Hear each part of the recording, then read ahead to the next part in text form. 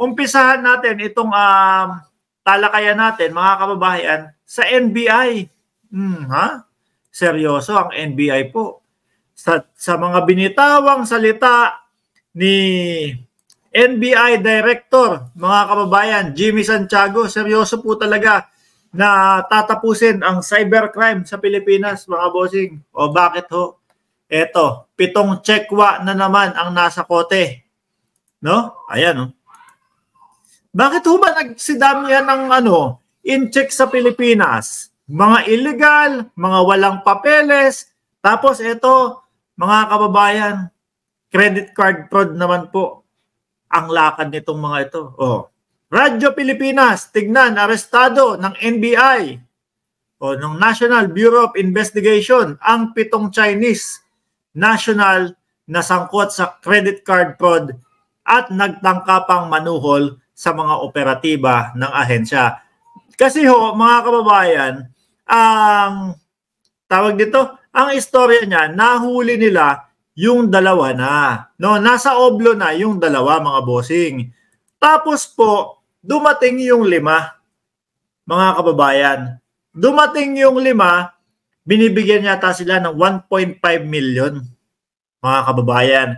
Si Jimmy Santiago po, ang bagong director ng NBI, mga bossing, ang layunin niya po talagang, ang gusto niya mangyari malinis, no?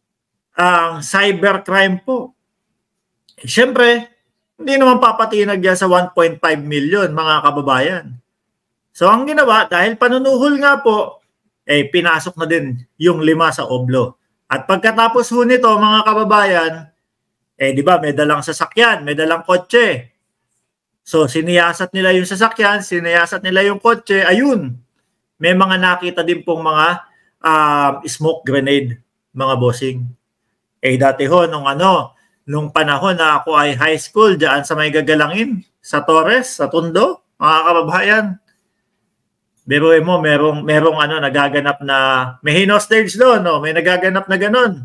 Siguro mga 2 o 3 oras. Pagdating ni Jimmy Santiago, ayan po, yung si SPO4, Jimmy Santiago, nung mga panahon, nung high school ako, yan ang sikat na pangalan.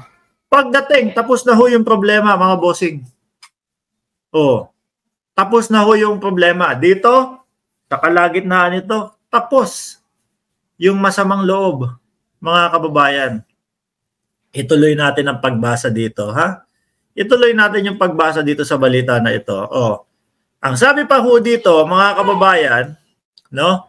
Ang sabi pa ho dito, iniharap ni NBI Director Jaime Santiago sa media ang 7 suspect na si Sun Ji, Li Chingho, Jenny Pan, Zhao Shen,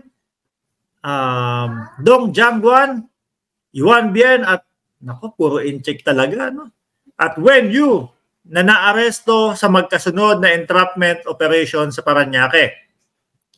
Ayon kay Santiago, unang naaresto noong July 27 ng mga Chinese national. Ito yung 2, no? Si Sun Ji at si Li Chingho. Sunod na inaresto ang 5 pa nitong kasamahan matapos manuhol ng 1.5 million. Sino ba talaga ang may kasalanan? Bakit dumami, mga bossing? Yung mga Chinese na ganito, gumagawa ng mga kalokohan sa ating bansa, mga Chinese na walang dokumento sa ating bansa. Grabe, no? Ito din ho kaya siguro, mga kababayan, nakapasok sa pamamagitan ng pastillas. Naalala niyo po ba yon, mga bossing? Tina B, shoutout sa iyo. Ace and Rock, good evening Sir Mark. Good evening din po. Nung panahon ni Duterte, remember?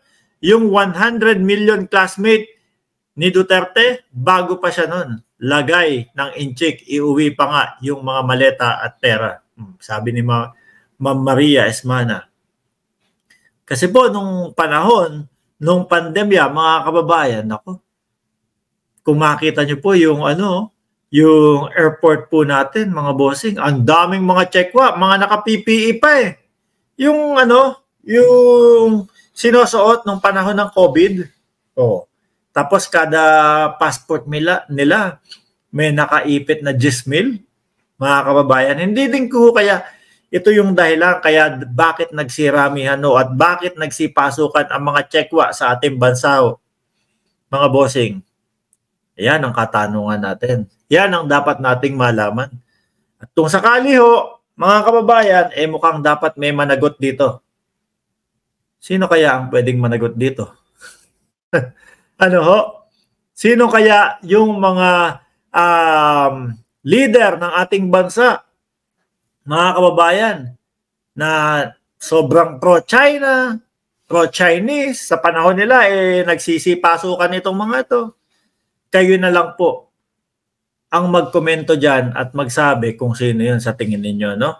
Malakas na kasi ang panawagan na papasukin ng ICC. Naku, mamaya natin pag-uusapan yan. Maria, sabi ni Marie, Sheila, sige, Sabi ni Ma'am Lorelai Diesener, mga Dutertes clan ang may kasalanan kaya maraming Chinese ang nakapasok sa Pilipinas.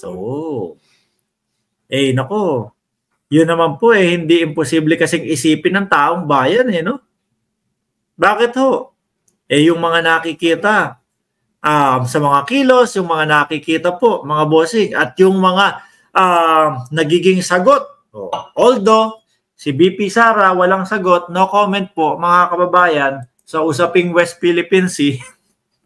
Pero, kumbaga, maiisip mo pa din, ako talagang eto si BP Sara, maka-Chekwa po, kaya hindi makapagsalita.